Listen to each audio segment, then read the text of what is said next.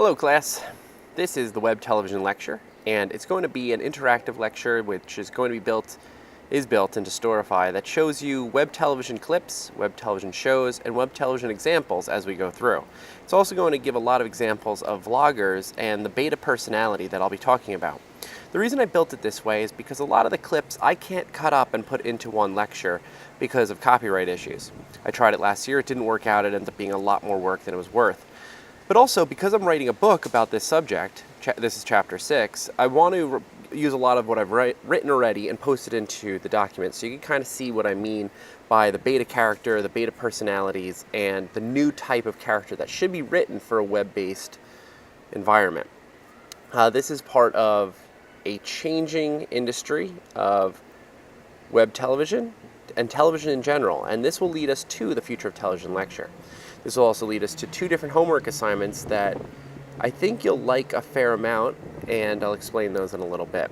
So to start, web television is something that began when YouTube really made its way onto the screen.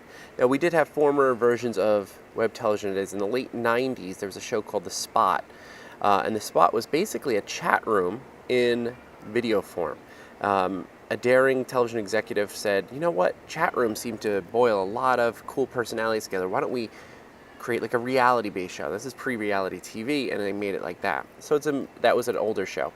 There's also a web television channel called Pseudo.com, and Pseudo.com was a part of a project that Josh Harris, the artist, put together, and it's an incredibly long story to explain there, and I highly recommend you watch a film called We Live in Public.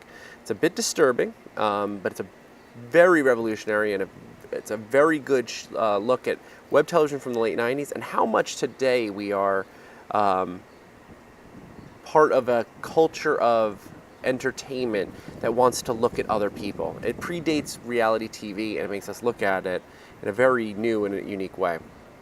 So from here on, make sure you read and watch what I've written so you can see what's going on, and this way we all get a sense of what web television is and where it's going.